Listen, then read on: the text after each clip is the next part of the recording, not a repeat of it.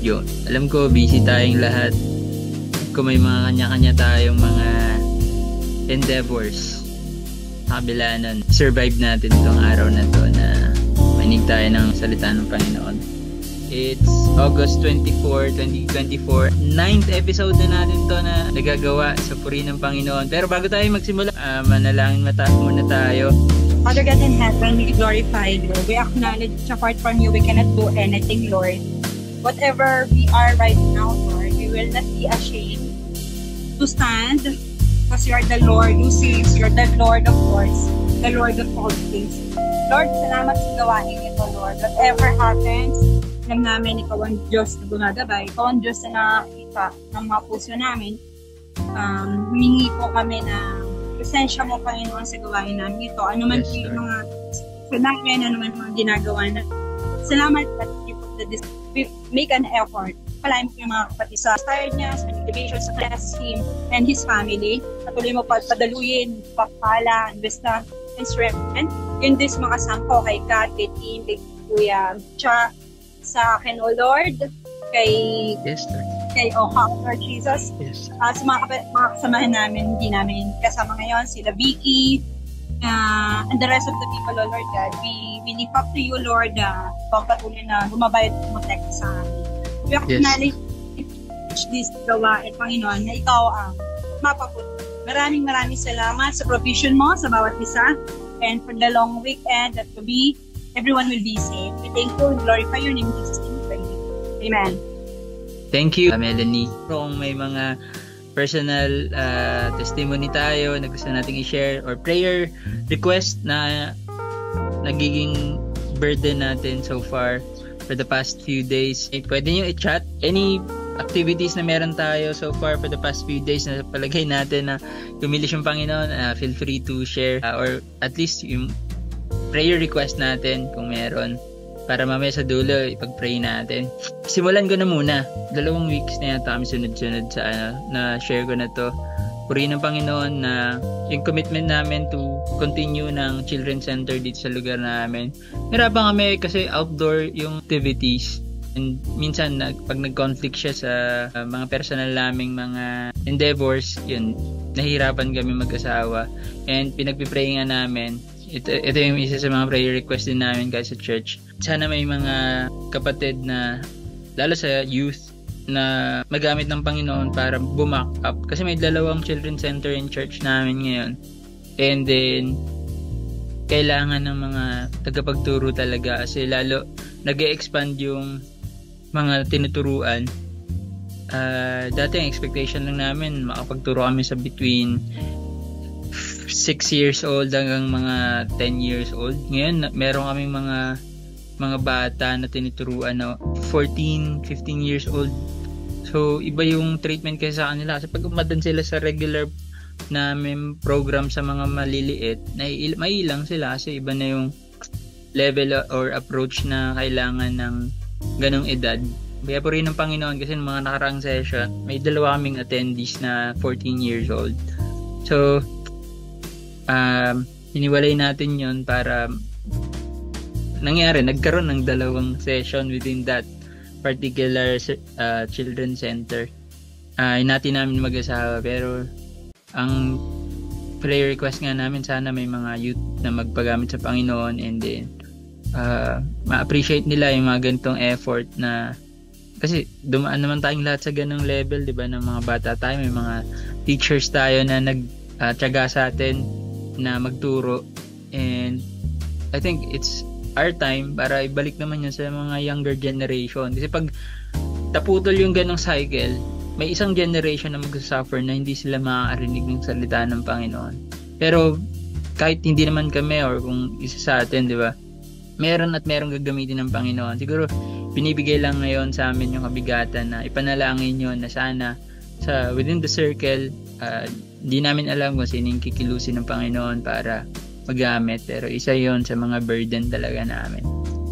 And yun, nabanggit ko kanina, 2 kasing children's center. Yung isang side sa kabilang bundok sa Mambog, Binangonan, Rizal. Mas maraming mga bata din doon, and then ang struggle lang yung mga teachers dahil kailangan talaga may backup na sasalo tuwing hindi nila kaya, merong sasalo immediately.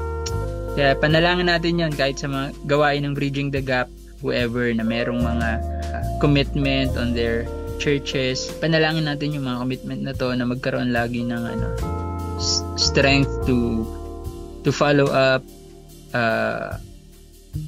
to be there kapag lalo kailangan, di ba? Tayo yung immediate na number 1, to pray, and second, to be there, to show up. Wala namang iba ang kailangan. Lalo sa gawain natin naman na ng Bridging the Gap sa mga kabatch natin. I think this is helping everyone. Kahit tayo na nandito, di ba? Na natututo tayo, and then hopefully yung mga sinishare natin ay makarating din sa kanila. Purihin ng Panginoon sa mga pagkilos for the past few days. Si Cha nag-message pala. Praise God at tuloy-tuloy po ito. Pray to all of you mga Bridging the Gap. Amen. Bawi po ako. Thanks. Take care. God bless. Sabi ni Pastor Cha. So yun, meron ba kayong gustong i-share o at least prayer request masasama natin sa panalangin? Alam ko may mga nabanggit na kayo ng mga nakaraan, pero baka may mga nabago or parang may mga answered prayers, kasi magandang balita din yan para sa atin bilang patuloy na nanalangin. At kung hindi pa man yun nangyari, di natin alam yung plano ng Panginoon, pero bilang tayong nagkakaintindihan dito, I think it's safe to say na maganda din ibahagi natin yung mga pangyayari na yan sa buhay natin. Maririnig nyo pala tong recording na to kasi this will be available in YouTube sa channel ng SHCS Alumni. Ganun din sa Spotify. Kung meron po kayong prayer request, kung meron po kayong answered prayers or testimony, what happened to your lives, kung naging blessing tong pakikinig ng Bridging the Gap, hopefully you can share it with your friends, start it with your family, and hopefully makasama din po namin kayo dito. Today, I'm gonna share so familiar topic and everybody likes it. It's about the potter's design from imperfections. Alam na natin yung cliche na konsepto na Diyos ang ating potter at tayo ang kanyang clay. And himayin lang natin to, ulitin natin. It's gonna be a refresher. Hopefully, this will be a blessing for everyone. If you have our Bible, physical Bible or your online application Bible, we can read it sa Jeremiah 18:24. Ang sabi dito, "And the vessel that he made of clay was marred in the hand of the potter. So he made it again another vessel, as seemed good to the potter to make it." Tinry kong hanapan ng ibang version to para lang na magkaroon ako ng idea. Maliban sa naintindihan ko yung idea na sinabi about what happened to the clay when the potter made it. Anong ginawa niya after it? So on another version, sabi dito, he was making a pot from clay, but there was something wrong with the pot. So the potter used that clay to make another pot. With his hands, he shaped the pot the way he wanted it to be.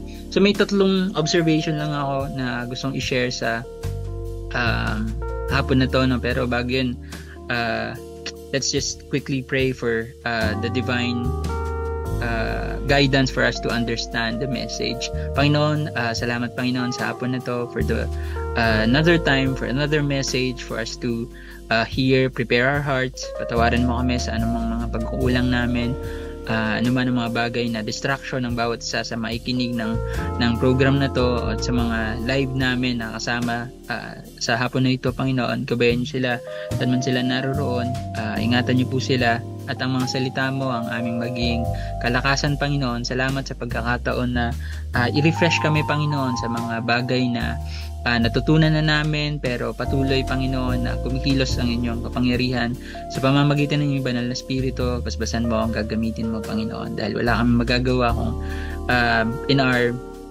self-knowledge lang, Panginoon, ay walang kabuluhan ng mga bagay na ito, Panginoon. Salamat at aming binabalik lahat ng papuri at pasasalamat at sali.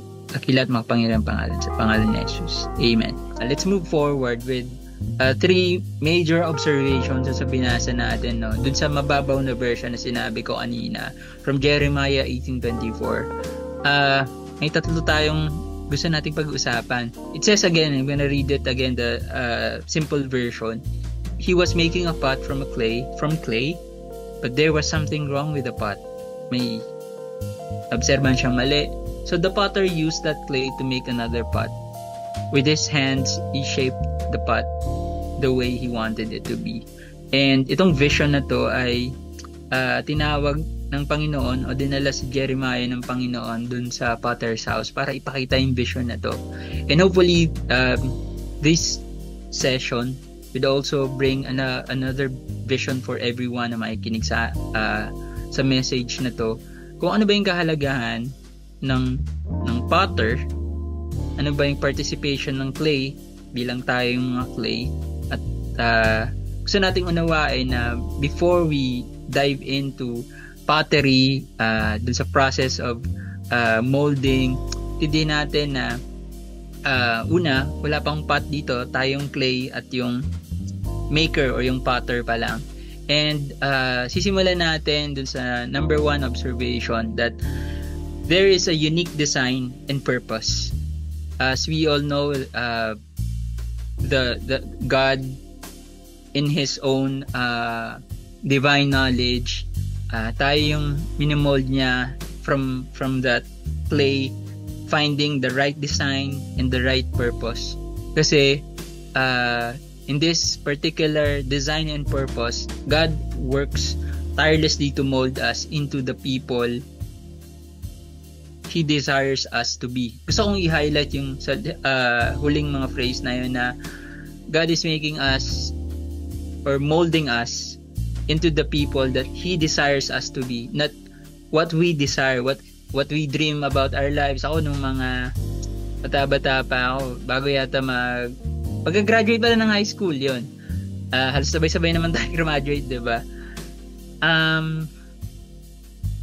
Dinanong ako ng nanay ko kung ano daw yung gusto kong course.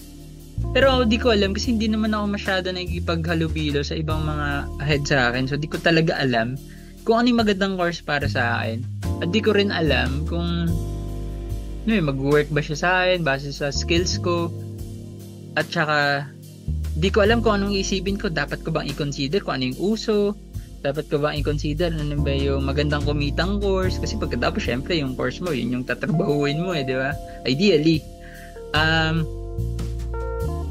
And then mga dalawang taon ako tumigil ng high school, after high school. So nakapag-isip ako kahit paano kung ano ba yung mga bala ko sa buhay. Nag-attempt pa nga ako mag-entrance exam. Ano bang course yung na-play ako dun? Accountancy, pero nag-fail ako dun sa exam. So, dun parang nawalan ako ng loob. Tapos di ko na alam yung backup plan kapag pumalya ako. Then finding out, wala talaga ang backup plan. Tapos,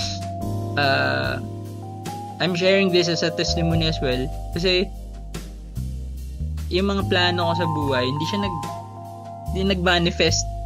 Kasi bata ako, parang tayo, di ba? Parang may mga gusto tayo. Tapos hindi nangyayari, nawawalan tayo ng loob. Pero ngayong mas nakakaintindi tayo sa pagkilos ng Panginoon sa buhay natin, appreciate natin na yung pagkilos ng Panginoon na yon is bringing us to a different level na sobrang layo dun sa pangarap natin, at di natin na-expect na ganito kaganda yung plano ng Panginoon sa buhay natin. Nung after 2 years, nag-aral nga ako ng college. Tapos di pa rin ako sure kung anong course ang kukunin ganun. Tapos napunta lang ako sa Angono, may kaibigan ako dito. Kabatch natin, si Gwyn Roland. Kasabay ko siyang lumipat ng Rizal High School nung after elementary. Siya yung nag-introduce sa akin na meron dito pala sa Angono na isang state university at nag-offer ng maraming courses. Tapos tinanong ko yung nanay ko, ano kayong magandang course na bagay sa akin na. Sabi niya mag-fine arts na lang daw kasi okay na, pasok in sa skills ko. Tapos medyo align siya sa business namin. So sa matatal. Nag-take ako na exam doon, nag-entrance exam ako sa State University na yon. And then nakapasa naman ako. And then di ko na lang namalayan, naka-graduate na ako eh. Di ko na lang namalayan, natapos ko yung 4-year course ng di ko alam nga na kaya ko walang tapusin yun. Kasi hirap na hirap nga kami kahit tuition. Parang di ko alam kung kahit State University yun, di ko nga alam kung paano ko iso-survive yung tuition. Pero ang daming provision ng Panginoon hanggang sa dumating sa point na okay, kung ano yung ginagawa ko ngayon, it's all became the right design and purpose kung bakit ginawa yun ng Panginoon. Kasi imagine kung di ko natutunan yung mga naggagawa ko ng mga taon na yon, yung mga skills na na-apply ko sa trabaho ngayon, of course, sa mga endeavors natin ngayon, katulad nitong session natin na to, ito ay bunga ng skills na biyaya ng Panginoon din na makapag-create ka ng isang program kasama ng mga ginagamit ng Panginoon kayo, di ba? To increase yung level of confidence natin to engage with other people, di ba? Kung natutunan natin yun, ang galing ng biyaya ng Panginoon sa mga previous testimony and conversation natin during even outside Bridging the Gap, kung mga kakwentuhan natin kina Melay, kina James, kina Tim, ay kita natin na iba yung direction ng Panginoon dun sa pagpan natin nung pag-mold natin ng ating desire to design it on ourselves. So that simply describes it easily na it's the tireless molding of God on how He desires us to be, not our desire to be a specific person that we're praying to God na Panginoon, gusto ko maging ganito eh. On those times siguro nami-miss out lang natin na Panginoon, akong di ko alam kung anong plano mo, pero sana makasabay ako doon, sana maintindihan ko yung plano mo na yon. And kahit kumawala tayo, di ba, may mga mas maraming times na kumawala nga tayo dun sa isang topic natin about proper response to our God's calling. Kahit may mga resistance tayo, definitely napariwara tayo, minimold tayo pabalik, di ba? And that goes to the second observation, which is the process of shaping. The shaping process can be challenging. Mahirap daw talaga to. Even kung mapapansin natin, di ba, kung nakapunta na kayo ng mga pottery house sa Ilocos, mapapansin natin hindi siya madali kasi nagtry kami mag-asawa ng pottery molding. Bumili kami ng clay online, tapos akala namin parang DIY lang to stuff, madali lang siya. Pero ang hirap niya palang i-perfect. Lalo pag beginner ka, first time mo nakahawak ng clay, hindi siya ganun kadali. Marami siyang factors, and there are advanced topic that we can discuss in the future about pottery alone, about the design of God on how pottery shapes it, aligning it to God's intervention sa buhay natin. So going back, it's challenging ng una, and as the clay is molded, it undergoes pressure. May kailangan kang ipasok na pressure para gumalaw yung clay, di ba? Kanina nagturo nga kami ng mga bata about pottery, mga yun, parang grade kinder hanggang grade 3. Mahirap ipaintindi sa mga bata na ibigay yung pressure para gumalaw yung clay kasi kasi matigas yung clay at kakailanganin mo ng tubig para palambutin yung clay, and it's a different story about what is the purpose of water to mold the clay easily, to lessen the pressure.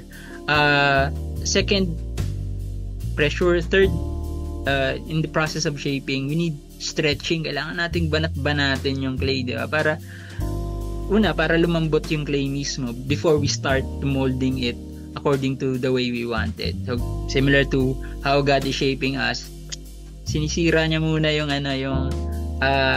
tightness ng clay material para mas madali tayong i-shape, and by stretching, putting a pressure, and sometimes even reshaping. So, kailangan tayong pit-pitin, di ba?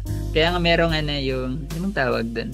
Yung sa baking, yung pangrolyo, para ma-flatten mo yung yung clay or yung mold. So that's second. At papasok tayo sa third observation. Restoring to a new vessel. Sinabi dun sa text natin. So he made it again another vessel, kasi nung nakita niya na that there was something wrong with the pot, so the potter used that clay again to make another pot. So this is about restoring to a new vessel when the clay becomes marred or doesn't turn out as planned. Kanbawa, kayo yung mismong nagmo-mold, kapansin nyo sumablay yung design na gusto nyo, ang kasunod na gagawin mo doon, sisirain mo mismo yung vessel, yung mold na yon. Gagawa ka ng bago gamit yung mold na yon or yung clay na yon. The potter does not discard it, but instead reworks it into a new vessel. Kung maalala natin, di ba, kahit sa dami-dami ng sablay natin personally sa buhay natin, ni-redesign natin yung buhay natin according to our will. Ayan, sabi ni Melanie, nakaka-relate ako. Dinesign natin yung buhay natin according to our will. Isa testimony ko nga ng mga nakaraan, di ba?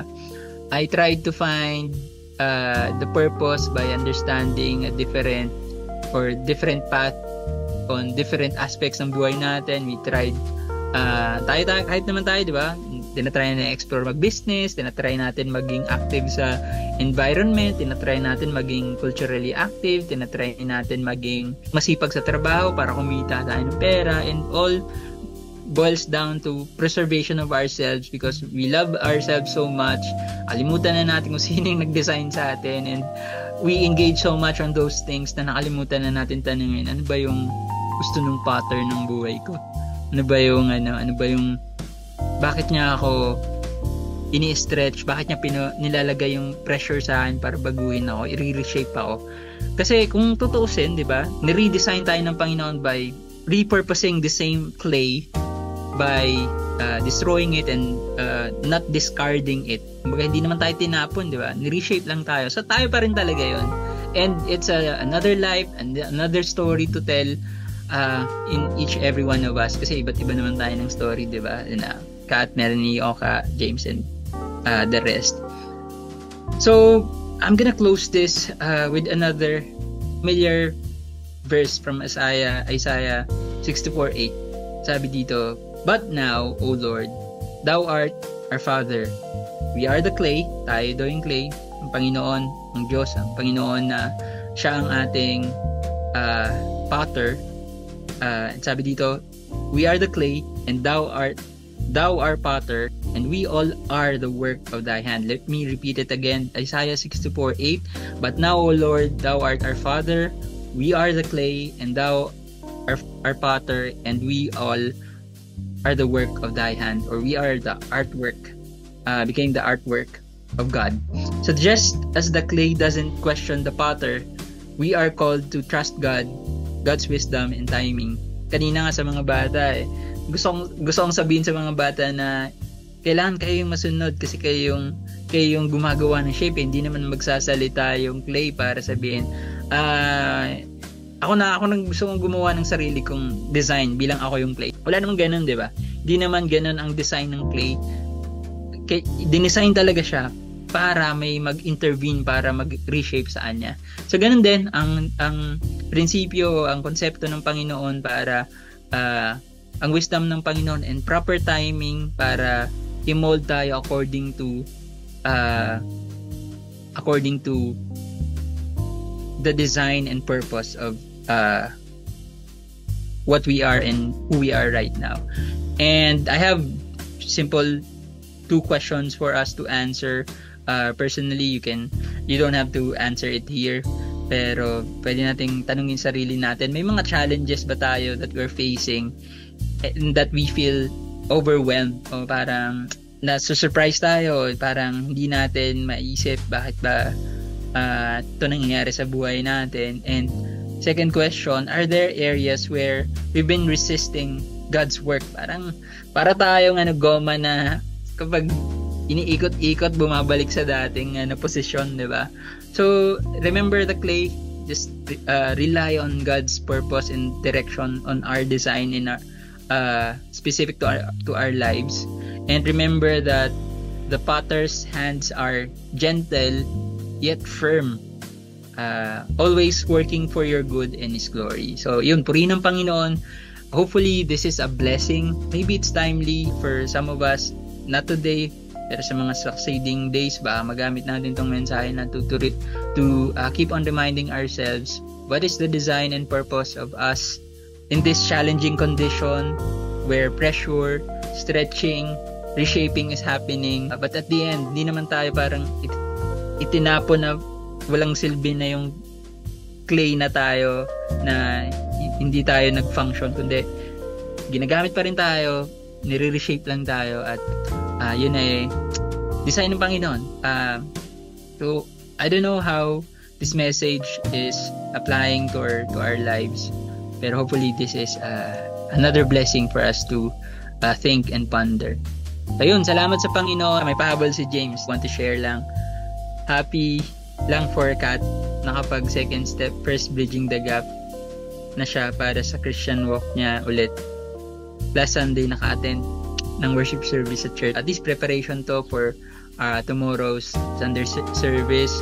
Hopefully everyone will have time para makinig ng salita ng Panginoon. Higit sa lahat ng gagawin natin, napatunayan na natin yan na lahat ng bagay tungkol sa buhay natin ay spiritual, and that is making sense. So yun, tatapusin natin to for a quick prayer lang para pag-focus rin tayo sa mga kanya-kanya nating mga remaining task of the day.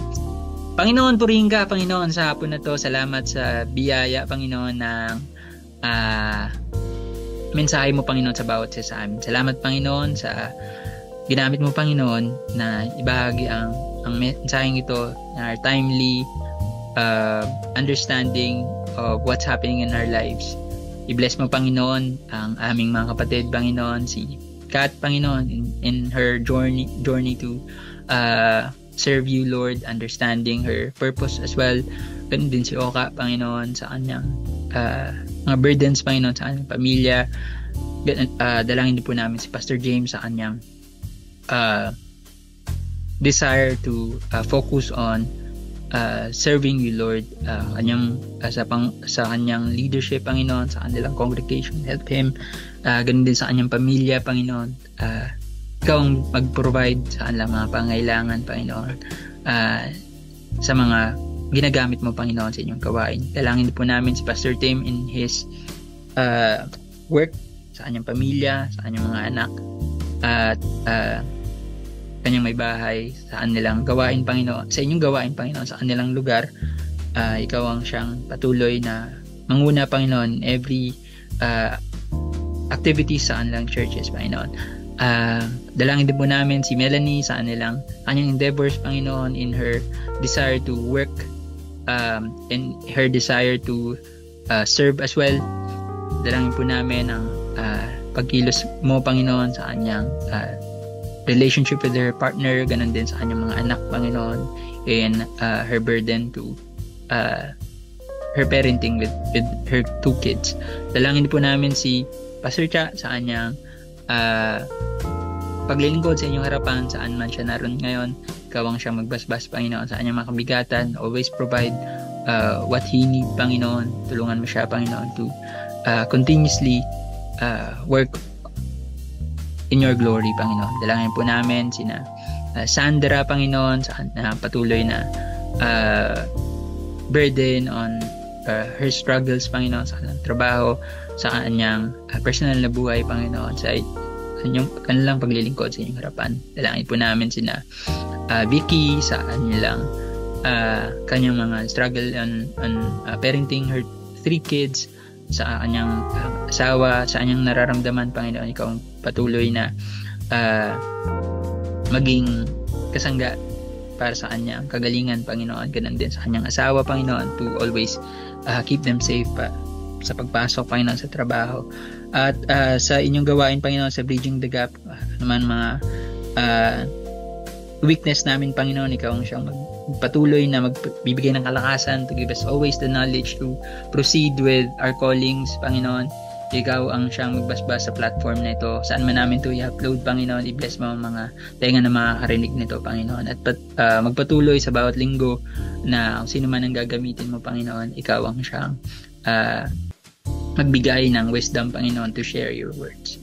At sa hapon na ito, binabalik namin ang lahat ng papuri at pasasalamat sa iyong dakilan, makapangyarihang pangalan. Sa pangalan ni Jesus, Amen.